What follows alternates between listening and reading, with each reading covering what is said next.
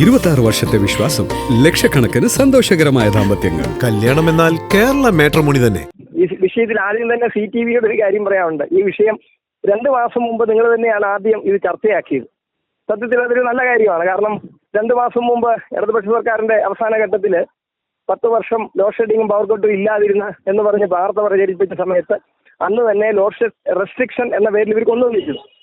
അത് CTVയിലൂടെയാണ് ആദ്യം ചർച്ച വന്നതും മറ്റ് ചാനലുകൾ പിന്നീടാനായിട്ട് എടുത്ത്. നിങ്ങൾ മാത്രമാണ് ആദ്യമായിട്ട് അത് ചർച്ചയിൽ കൊണ്ടുവന്നത്. ഇപ്പൊ അതേ അവസ്ഥ തന്നെയാണ്. കാരണം അന്ന് വേനലായിരുന്നു. ഒരു ദിവസം ഏതാണ്ട് 12.6 കോടി യൂണിറ്റ് വരെ ഉപഭോഗം വന്നിരുന്നു. അന്ന് ഞാൻ പറഞ്ഞു അത് സർക്കാരിന്റെ പ്രശ്നമൊന്നുമല്ല, കാരണം ഉപഭോഗം കൂടി.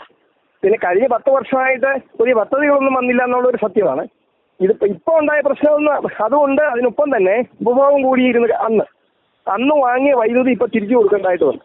അന്ന് നമ്മൾ പുറത്തുള്ള നിലയങ്ങളിൽ നിന്നും നമുക്ക് ജൂൺ, ജൂലൈ, ആഗസ്റ്റ്, സെപ്റ്റംബർ മാസങ്ങളിൽ മഴ വരുമെന്നും അപ്പോൾ ഇവിടെ ഉൽപ്പാദനം കൂടുമെന്നും അതുകൊണ്ട് നമ്മുടെ ഒരു കണക്കുകൂട്ടലാണ്. പക്ഷെ അതിപ്രാവശ്യം ഇപ്പം അത് തകിടം മറിഞ്ഞു. ഇപ്പം മഴയില്ലാതെ വന്ന ആരുടെയും കുഴപ്പമല്ല. അങ്ങനെ എന്ത് പറ്റി? ആ വൈദ്യുതി തിരിച്ചു കൊടുക്കേണ്ടി വന്നു. അതുപോലെ തന്നെ ഉപയോഗിക്കാൻ ഇവിടുത്തെ ഉപഭോഗം ഇപ്പോൾ കൂടി. AC ഉപയോഗിക്കും. മഴയില്ല. മഴക്കാലത്ത് സാധാരണ ഉപഭോഗം കുറയുമ്പോൾ എന്ത് പറ്റും? നമുക്ക് ആവശ്യകത കുറയുമ്പോൾ തിരിച്ചു കൊടുക്കാവുന്ന കണക്കൂട്ടലായിരുന്നു. അതുപോലെ തന്നെ ഡാമുകളിലെ വെള്ളം കഴിഞ്ഞ വർഷം ഉള്ളതിൻ്റെ അത് പകുതി മാത്രമേ ഉള്ളൂ.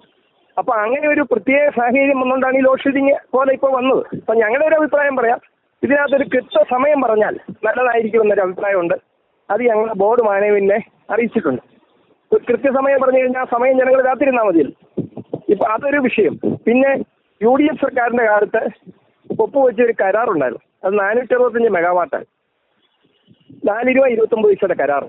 അത് വേണ്ടാന്ന് വെച്ചത് ഇടതുപക്ഷ സർക്കാരാണ്. 14 കരാർ ഒപ്പുവെക്കുന്നു. 23-ലാണ് അതുവരെ ഉപയോഗിച്ചതിന് ശേഷമാണ് അത് കൊള്ളൂലാന്ന് തോന്നിയത്. 9 വർഷത്തോളം കൂടെ നടന്നിട്ട് അവസാനം പറയാ കൊള്ളൂല. അങ്ങനെ കരാർ റദ്ദ് ചെയ്തു. അത് 465 മെഗാവാട്ടാണ്. ഇപ്പൊ ഏതാണ്ട് 700 മെഗാവാട്ട് തൊട്ട് 900 മെഗാവാട്ടിന്റെ കുറവാണുണ്ടായത്. അത് 2 ദിവസം മുമ്പ് 400 മെഗാവാട്ടേ ഉണ്ടായിരുന്നുള്ളൂ കുറവ്. അപ്പൊ 465 റദ്ദ് ചെയ്തില്ലായിരുന്നെങ്കിൽ നമുക്കിപ്പോൾ പിടിച്ചു നിൽക്കാമായിരുന്നു. അത് റദ്ദ് ചെയ്ത ഉത്തരവാദിത്തത്തിൽ നിന്നും റെഗുലേറ്ററി കമ്മീഷനോ KICBയുടെ മാനേജ്മെന്റ് അത് റദ്ദ് ചെയ്യില്ലെന്ന് പറഞ്ഞെങ്കിൽ പോലും അതിന് പിന്നിൽ ചിലരൊക്കെ പ്രവർത്തിച്ചത് അവർക്കോ ഇടതുപക്ഷ ഗവൺമെന്റിനോ അതിൽ നിന്ന് ഒഴിഞ്ഞു മാറാൻ പറ്റില്ല.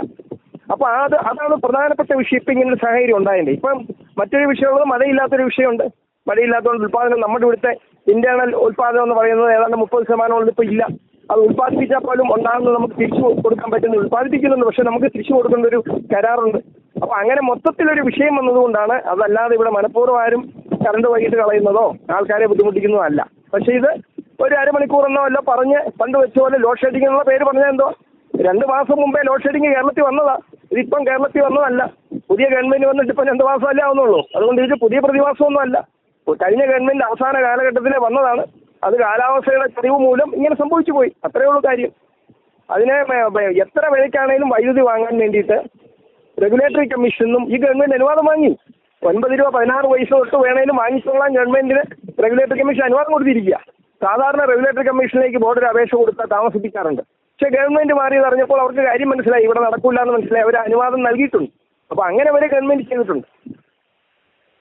അതെ, ഞാൻ ഒരു കാര്യം കൂടെ ചോദിച്ചോട്ടെ. അതായത് നമുക്കറിയാം നേരത്തെ ഈ വൈദ്യുതി വലിയ തോതിൽ വാങ്ങേണ്ടി വന്നൊരു സാഹചര്യത്തിൽ കഴിഞ്ഞ സർക്കാരിന്റെ കാലത്ത് ഈ വൈദ്യുതി വിലയൊക്കെ കൂട്ടുന്ന ഒരു സാഹചര്യം ഉണ്ടായിരുന്നു. പക്ഷെ ഇപ്പോൾ ഈ പവർ കട്ട് കൂടെ നിലവിൽ വരുമ്പോൾ ജനങ്ങൾ പവർ കട്ടും അനുഭവിക്കണം, ഈ അധിക വിലയും നൽകേണ്ടി വരണമെന്നാണോ?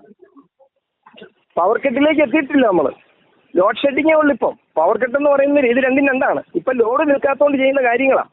കാരണം ഇത് ഇടയ്ക്കിടയ്ക്ക് ഓഫ് ചെയ്തില്ലെങ്കിൽ സാധനം സിസ്റ്റം പൊട്ടിപ്പോവും. അതുകൊണ്ട് മാത്രം ചെയ്യുന്ന ഇത് ലോഡ് ഷെഡിങ് ആണ്, പവർ കട്ടല്ല. പവർ കട്ടിയും വരും. കാരണം വൈദ്യുതി ഒട്ടും ഇല്ലാതെ വരുന്ന സാഹചര്യത്തിൽ പവർ കട്ട് ഏർപ്പെടുത്തും. പവർ കട്ട് ഏർപ്പെടുത്തുക എന്ന് പറഞ്ഞാൽ ചില സമയങ്ങളിൽ വൈദ്യുതി ഉപയോഗിക്കുമ്പോൾ അതിന് കൂടുതൽ ചാർജ്, അങ്ങനെ കുറേ കാര്യങ്ങൾ വരും. അപ്പം പവർ കട്ടിലേക്ക് എത്തിയിട്ടില്ല. പിന്നെ 9 രൂപ 16 പൈസ വെച്ച് ജനങ്ങളിൽ നിന്ന് ഇപ്പം തൽക്കാലം വാങ്ങാൻ പറ്റത്തില്ലല്ലോ. അത് ഗവൺമെന്റ് ഡ്യൂട്ടിയാണ് ജനങ്ങൾക്ക് വൈദ്യുതി കൊടുക്കുക എന്നുള്ളത്. അത് ജലം വൈദ്യുതി ഒക്കെ കൊടുക്കേണ്ടത് ഗവൺമെന്റ് ഡ്യൂട്ടിയാണ്. അപ്പോൾ അങ്ങനെ ഗവൺമെന്റ് അത് ചെയ്യും, ബോർഡ് അത് ചെയ്യും. അതിന്റെ പേരിൽ 9 രൂപ 16 പൈസയൊന്നും ഇപ്പം ജനങ്ങളിൽ നിന്ന് മേടിക്കത്തൊന്നുമില്ല. എങ്കിൽ പോലും അൾട്ടിമേറ്റ് ആയിട്ട് വരുമ്പോൾ അതിന്റെ ബാധ്യത ജനങ്ങളിൽ വരും. നമുക്കറിയാം ഉപേക്ഷിക്കപ്പെട്ട ജലവൈദ്യുത പദ്ധതിയുണ്ട്. അതിനെതിരെ സമരം ചെയ്ത സഞ്ചിയും തൂക്കിയിട്ട ആൾക്കാരുണ്ട്.